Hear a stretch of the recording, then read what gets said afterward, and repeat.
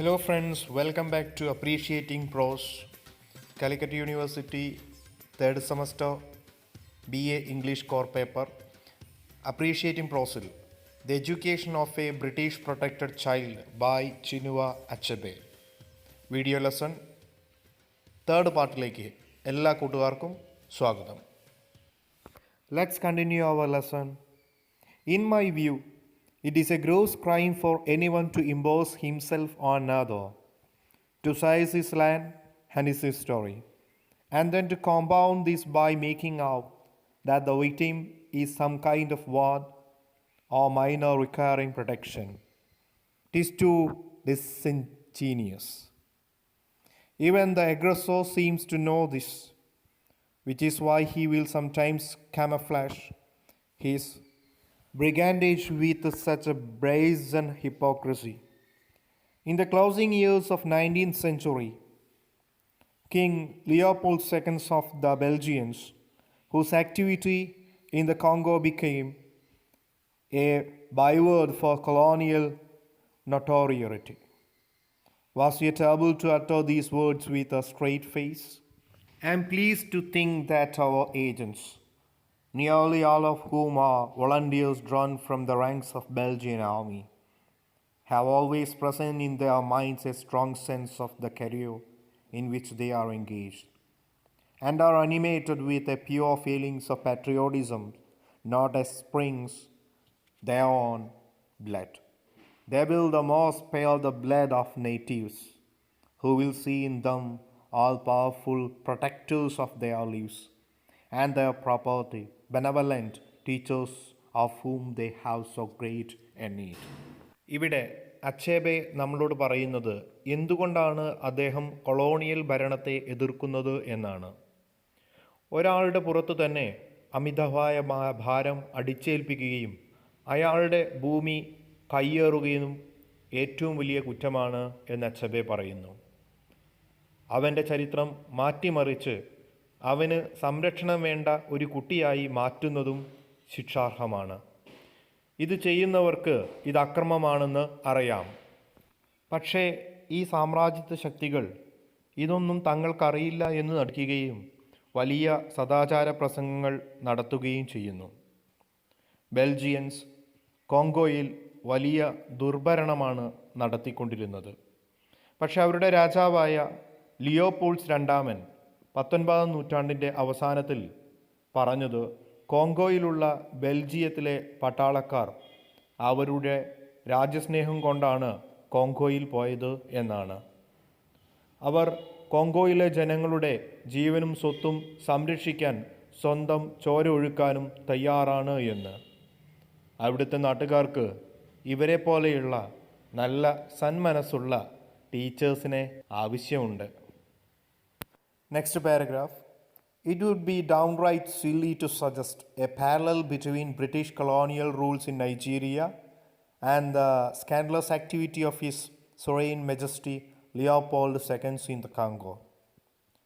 And yet we cannot ignore the basic assumption of all European powers that participated in scramble for Africa. Just as all of Europe had contributed to make of the dreadful character Mr. Coates, the Connard's heart of darkness, so hard all of Europe collaborated in creating the Africa that Coates would set out to deliver, and that he would merely subject it to obscene terror. It would be foolish to find a parallel between Belgian rulers in the Congo and the British rulers in Nigeria. കോങ്കോയിലെ Belgian ദുർഭരണവും നൈജീരിയയിലെ British ഭരണവും തമ്മിൽ താരതമ്യം ചെയ്യുന്നത് മണ്ടത്തരമായിരിക്കും എന്നാണ് Achebe ഇവിടെ സൂചിപ്പിക്കുന്നത്. Still, all European countries are guilty for participating in the scramble for Africa. എല്ലാ യൂറോപ്യൻ രാജ്യങ്ങളും സ്ക്രാമ്പിൾ ഫോർ ആഫ്രിക്കയിൽ പങ്കെടുത്തു എന്നുള്ളതുകൊണ്ട് അവർ ആരും തന്നെ കുറ്റവിമുക്തരല്ല എന്ന് അദ്ദേഹം കുറ്റപ്പെടുത്തുന്നു. The big word of King Leopold II reminds us that colonizers also was wounded by his system. Leopold രാജാവിൻ്റെ ആ പൊങ്ങച്ചം നിറഞ്ഞ വാക്കുകൾ കേട്ടാൽ നമുക്കറിയാം അവരുടെ ഈ സിസ്റ്റം അവർക്ക് തന്നെ ചില മുറിവുകൾ ഏൽപ്പിച്ചിട്ടുണ്ട് എന്നുള്ള കാര്യം. അതിന് അച്ബെ ഇവിടെ ഒരു ഉദാഹരണമായിട്ട് കൊണാർഡിൻ്റെ ഹേർട്ട് ഓഫ് ഡാർക്ക്നെസ്സിലെ ഡ്രെഡ്ഫുൾ ക്യാരക്ടറായിട്ടുള്ള മിസ്റ്റർ കുഡ്സിനെയാണ് സൂചിപ്പിക്കുന്നത്. You had all Europe's collaborated creating Africa that Quds set out the deliver and that he merely subject to obscene terror. കുഡ്സ് പ്രകാരമാണോ ഭീകരമായ ഒരു വസ്തുത ഉണ്ടാക്കിയത് അതിന് തുല്യമാണ് യൂറോപ്യൻ രാജ്യങ്ങൾ ആഫ്രിക്കയിൽ നടത്തിയ സ്വേച്ഛാധിപത്യമായ ഭരണവും ആഫ്രിക്കയെ വെട്ടിമുറിച്ച് ചൂഷണം ചെയ്തതും. Let's move to next para. The grandiose words of King Leopold II may remind us that the colonizers was also wounded by the system he had created. He may not have lost land and freedom like his colonized victim, but he paid a number of seemingly small prices, like the loss of sense of the ridiculous, a sense of proportion, a sense of humor. Do you think Leopold II would have been capable of saying to himself, "Knock it off, chum, this is sheer humbug"? You know the reason your agents are over the killing and maiming is that your treasury needs the revenue from rubber and ivory. Admission of guilt does not necessarily absolve the offender, but it may at least shorten the recital and relieving of painful evidence. നേരത്തെ അദ്ദേഹം പറഞ്ഞതിൻ്റെ തുടർച്ചയായിട്ട് പറയുന്നത് ഇവിടെ Leopold രാജാവിൻ്റെ പൊങ്ങച്ചം നിറഞ്ഞ വാക്കുകൾ കേട്ടാൽ നമുക്കറിയാം അവരുടെ ഈ സ്വേച്ഛാധിപത്യപരമായ ഈ പ്രവൃത്തി ഈ സിസ്റ്റം അവർക്ക് തന്നെ ചില മുറിവുകൾ ഏൽപ്പിച്ചിട്ടുണ്ട് എന്നുള്ളത്. സാമ്രാജ്യത്വവാദികൾ കോളനിവൽക്കരിക്കപ്പെട്ടവരെ പോലെ സ്വാതന്ത്ര്യവും ഭൂമിയും നഷ്ടമായില്ലെങ്കിലും അവർക്ക് അവരുടെ ശരി തെറ്റുകളെ പറ്റിയുള്ള ധാരണയും നർമ്മബോധവുമൊക്കെ നഷ്ടമായി. ലിയോപോൾഡ് രണ്ടാമന് ഒരിക്കലും ഇങ്ങനെ പറയാൻ പറ്റുക ഇല്ലായിരുന്നു. കുട്ടികളെ, നിങ്ങൾ കൊല്ലുന്നതും ആൾക്കാരെ മുറിപ്പെടുത്തുന്നതും നിങ്ങളുടെ ട്രഷറിക്ക് അവരുടെ റബ്ബറും ഐവറിയും മറ്റും വിറ്റ് പണമുണ്ടാക്കാനാണ് എന്ന് അദ്ദേഹത്തിന് ഒരിക്കലും പറയാൻ കഴിയുമായിരുന്നില്ല. തെറ്റ് സമ്മതിക്കുന്നത് കൊണ്ട് മാത്രം ഒരാൾ കുറ്റവിമുക്തനായി മാറുന്നില്ല. പക്ഷേ തെറ്റ് സമ്മതിക്കുന്നതിലൂടെ ഇരകൾക്ക് അല്പം സമാധാനമെങ്കിലും ലഭിക്കുമെന്നുള്ളതാണ് ഒരു പ്രധാന വസ്തുത എന്ന് അച്ബെ സൂചിപ്പിക്കുന്നു. Next paragraph. What about the victim? Disposition is of course no laughing matter, no occasion for humor, and yet the amazing thing is that the dispossessed will often turn his powerlessness to good account and laugh, and thereby lift himself out of desolation and despair, and save his humanity by the skin of teeth, for humor is quintessential human. According to Achebe, disposition is not a laughing matter, but still the disposed make their powerlessness something to laugh at, trying to come out of their despair. Humor is essentially human. ഒരാളുടെ ഭൂമി കൈവശപ്പെടുത്തി അയാളിൽ നിന്ന് തട്ടിപ്പറിച്ച് അയാളെ അവിടെ നിന്ന് പുറത്താക്കുന്നത് വെറുതെ ചിരിച്ചു തള്ളാവുന്ന ഒരു കാര്യമല്ല എന്നെല്ലാവർക്കും അറിയാവുന്നതാണ്. എന്നിട്ടും പുറന്തള്ളപ്പെട്ടവർ തങ്ങളുടെ ദുരവസ്ഥ ചിരിച്ചു തള്ളാൻ ശ്രമിക്കുകയാണ്. അവരുടെ നിരാശയിൽ നിന്ന്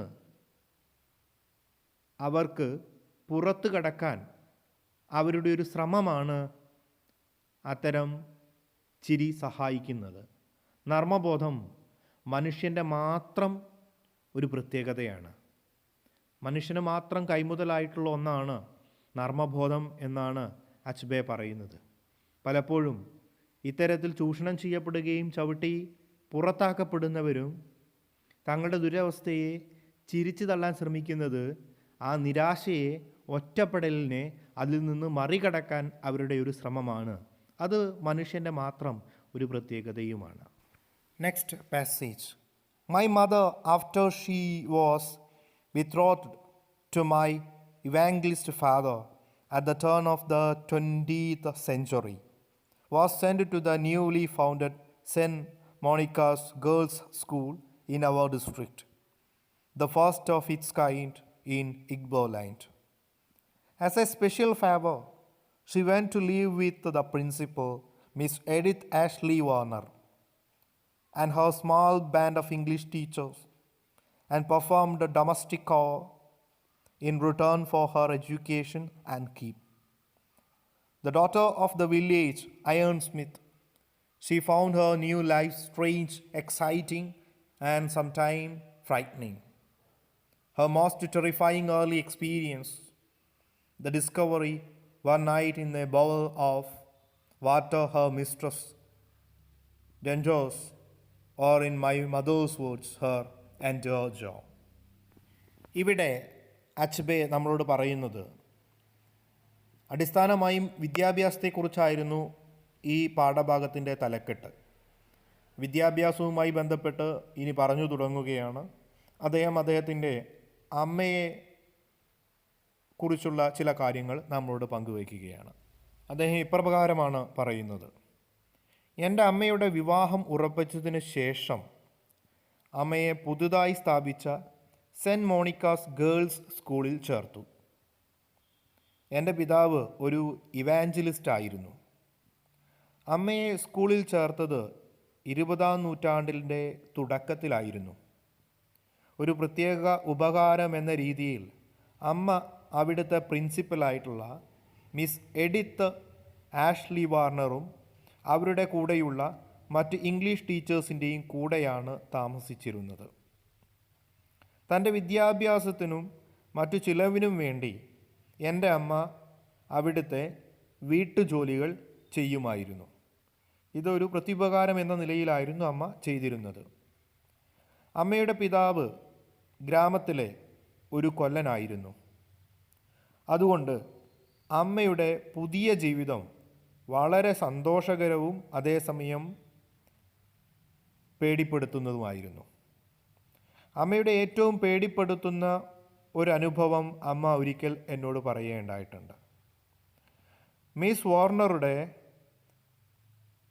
വെപ്പുപല്ല് ഒരു പാത്രത്തിലെ വെള്ളത്തിൽ കിടക്കുന്നത് അമ്മ കണ്ടു. അമ്മ പറഞ്ഞത് അവരുടെ താടിയെല്ല് വെള്ളത്തിൽ കിടക്കുന്നത് ഞാൻ കണ്ടു എന്നാണ്. Let's continue.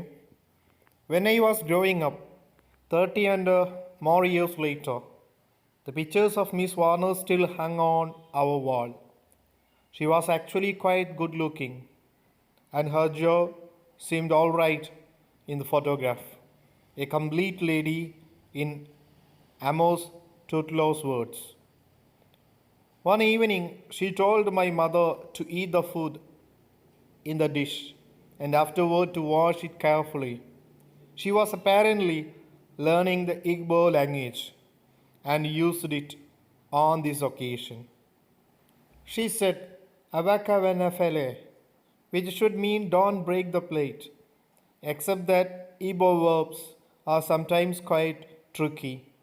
My mother, unable to contain her amusement, gave way to a barely suppressed giggle, which proved to be a great mistake. The Victorian lady was not amused. She picked up the huge stick and walloped her good and proper. Later on, she called her and gave her a stern lecture on good manners. If I speak your language badly, you should tell me the right. It's wrong to laugh at me. Our words do that effect. Achebe തൻ്റെ അമ്മയെക്കുറിച്ചുള്ള കഥ തുടർന്നുകൊണ്ടേയിരുന്നു. 30 കൊല്ലം കഴിഞ്ഞിട്ടും miss വാർണറുടെ photo എൻ്റെ വീടിൻ്റെ മതിലിൽ തൂങ്ങിക്കിടന്നിരുന്നു. അവർ വളരെ സുന്ദരിയായിരുന്നു. അവരുടെ താടിയെല്ലിന് കുഴപ്പമൊന്നും ഉണ്ടായിരുന്നില്ല. ഒരു വൈകുന്നേരം അവർ അമ്മയോട് പാത്രത്തിലുള്ള ആഹാരം കഴിച്ചിട്ട് അത് നന്നായി കഴുകി വയ്ക്കാൻ പറഞ്ഞു. അവർ ഈബോ ആയിരുന്നു.